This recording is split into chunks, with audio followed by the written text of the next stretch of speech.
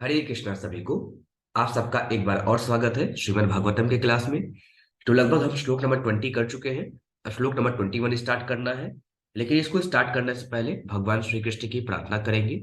तो सभी लोग अपने दोनों हाथों को जोड़ लें और भगवान श्री कृष्ण की प्रार्थना करें। ओम नमो भगवते वासुदेवाय। जन्माधस्य यतो अन्व्यादितरश्चार्थयद्विज्ञस्वराट् तेने ब्रह्महृदायादिकवये मोह्यन्ते सूरयाः तेजो वारिमृतां यथा विनिमयो यतते सर्गो मरीषा धाम्ना स्वेन सदा निरस्कुहकं सत्यं परं धीमहि नारायणं नमस्कृत्य नरं चैव नरोत्तमं देवीं सरस्वतीं व्यासं ततो जयमुदीरये। हरे कृष्णा कृष्णा कृष्णा हरे हरे हरे रामा रामा रामा हरे हरे। तो लगभग श्लोक नंबर 20 तक हमने देखा। माता सती अपने पिता को इस प्रकार से वचन कह रही हैं। अब आगे माता सती क्या कहती है। माँ वह पद्वय पितरस्म दा स्थिता या यज्ञशालशु न वत मर्भी तदन्य तृप्तैर शुभ्रीडी भरीडीरा अव्यक्तलिंगा अवधूत सेविता। माता कहती हैं, हे पिता, हमारे पास जो ऐश्वर्य है उसकी कल्पना कर पाना ना तो आपके लिए और ना आपके चाटुकारों के लिए संभव है। क्योंकि जो पुरुष महान यज्ञों को संपन्न करके सकाम कर्म में प्रवृत्त होते हैं वे तो अपनी शारीरिक आवश्यकताओं को यज्ञ में अर्पित अन्न खाकर पूरा करने की चिंता में लगे रहते हैं। हम वैसा सोचने मात्र से ही अपने ऐश्वर्य का प्रदर्शन कर सकते हैं। ऐसा वे ही कर सकते हैं जो विरक्त स्वरूप सिद्धि पुरुष है। फिर आगे मैया बोलती हैं, नैतेन देहेन हरे कृतागसौ देहोद्भवेना लमलं कुजन्मनः वृदा ममाभूत् कुजन् प्रसङ्गतस् तजन्नं धिगयो महताम वद्यकृतः। अब यहाँ पे माता कहती है, आप भगवान शिव के चरण कमलों के प्रति अपराधी हैं और दुर्भाग्यवश मेरा शरीर आपसे उत्पन्न है। मुझे अपने इस शारीरिक संबंध के लिए अत्यधिक लज्जा आ रही है और मैं अपनी स्वयं भर्त्सना करती हूं कि मेरा शरीर ऐसे व्यक्ति के संबंध से दूषित है जो महापुरुष के चरण कमलों के प्रति अपराधी है।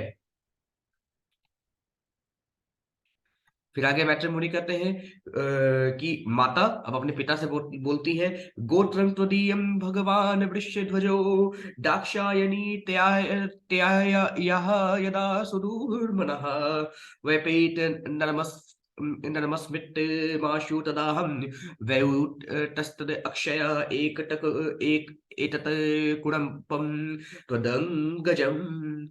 अब माता कहती हैं, जब शिवजी मुझे दाक्षायणी कहकर पुकारते हैं तो अपने पारिवारिक संबंध के कारण मैं तुरंत खिन्न हो जाती हूँ और मेरी सारी प्रसन्नता तथा हंसी तुरंत भाग जाती है। मुझे अत्यंत खेद होता है कि मेरा यह थैले जैसा शरीर आपके द्वारा उत्पन्न है, अतः मैं इसे त्याग दूंगी। फिर आगे मैत्री मुनि कहते हैं, मैत्री उवाच इत्यधवरे दशमन्नुद्य शत्रुहण शिता वुदीचिं निशशान शान्तवाक् स्पृष्ट्वा जलं पीतदुकुल संवृता निमिल्य दृग्योग पथम समाविशतः। अब मैत्री मुनि कहते हैं विदुर से, हे शत्रु के संहारक, यज्ञ स्थल में अपने पिता से ऐसा कहकर सती भूमि पर उत्तर मुख होकर बैठ गई। केसरिया वस्त्र धारण किए उन्होंने जल से अपने को पवित्र किया और योग क्रिया में अपने को ध्यान मग्न करने के लिए अपनी आंखें मूंद ली। फिर आगे मैत्रेमुनि कहते हैं, कृतवा समानावनिलोजिताशनः सुदान्मुत्थाप्य च नाभिचक्रतः शनैः हृदये स्थाप्य धियोरसि स्थितं कंठाद् भ्रूमध्य मनिन्दितान्यत्। अब मैत्रेमुनि कहते हैं, सबसे उन्होंने अपेक्षित रीति से आसन जमाया और फिर प्राणवायु को ऊपर खींचकर नाभि के निकट संतुलित अवस्था में स्थापित कर दिया।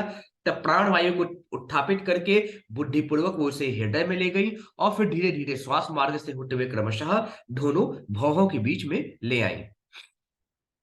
फिर आगे मैत्री मुनि कहते हैं, एवं स्वदेहं महताम महीयशा मुहुः समारोपी तम अंगमादरात् जिहासति दक्षरुषा मन शिवनी दधार गात्रे अश्वनी लागनी धारणा।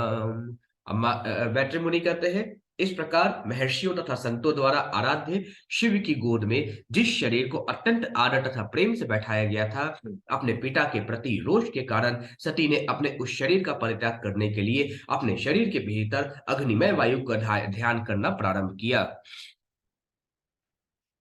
फिर आगे मैत्री मुनि कहते हैं, तथा स्वभर्तु अश्चरणाम्बुजरजास्वं जगत गुरो अश्चिन्तयति न चापरं ददर्श देहो हतकल्मषः सती सद्यः प्रज्य अज्वाल समाधि जागिनना।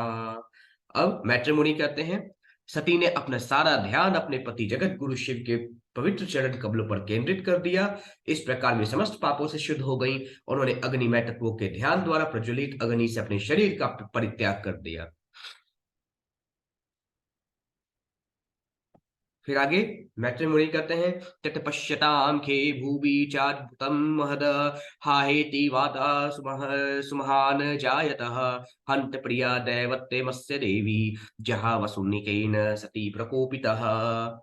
अब मैत्री मुनि कहते हैं, जब सती ने कोपवश अपना शरीर भस्म कर दिया तो समूचे ब्रह्मांड में घोर कोलाहल मच गया कि सर्वाधिक पूज्य देवता शिव की पत्नी सती ने इस प्रकार अपना शरीर क्यों छोड़ दिया।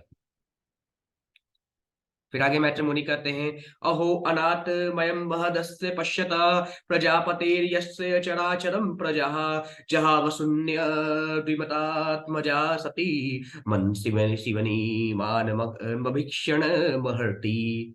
मैत्री मुनि कहते हैं, यह आश्चर्यजनक बात है कि प्रजापति दक्ष जो समस्त जीवात्माओं का पालनहारा है, अपनी पुत्री सती के प्रति इतना निदार पूर्ण था कि उस परम साध्वी एवं महान आत्मा ने उसकी उपेक्षा के कारण अपना शरीर त्याग दिया। फिर आगे मैत्री मुनि कहते हैं, सो अयम दुर्मर्ष हृदय ब्रह्म धुक्र लोके अपकृति महती मवाप्स्यति यद गंजाम स्वाम पुरुषे द्विधूध्यताम न प्रत्ययशे धनमृते अपराधतः। मैत्री मुनि कहते हैं, ऐसा दक्ष जो इतना कठोर हृदय है कि ब्राह्मण होने के अयोग्य है, वो अपनी पुत्री के प्रति किए गए अपराधों के कारण अतीव अपयश को प्राप्त होगा, क्योंकि उसने अपनी पुत्री को मरने से नहीं रोका और भगवान के प्रति अत्यंत द्वेष रखता था। फिर आगे मैत्री मुनि कहते हैं, वदते एवं जने सत्या दृष्ट्वा सुत्याग मत भूतम दक्षम तत्पार्षदः हन्तु मुदत्ति अष्टनुदायुधः।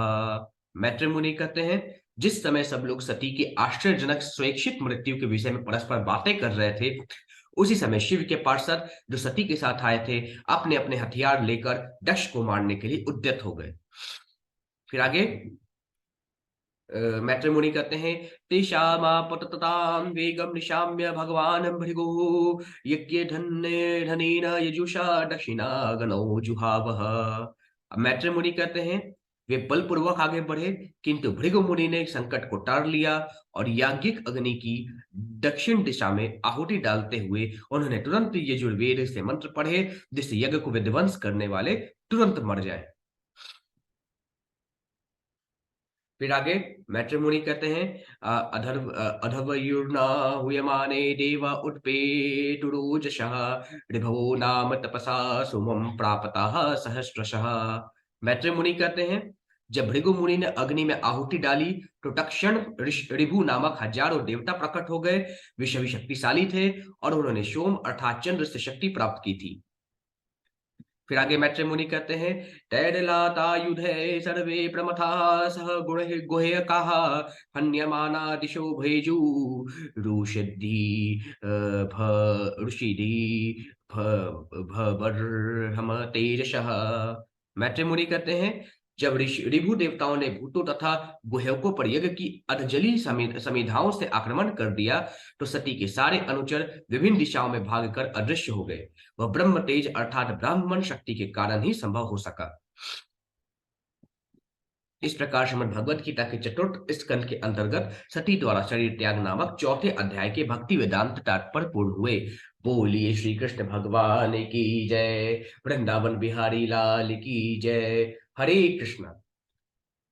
अब आगे चैप्टर नंबर 5 में दक्ष के यज्ञ का विध्वंस नामक 5वां अध्याय हम कल से स्टार्ट करेंगे। आज के लिए बस इतना ही। सभी को हरे कृष्णा।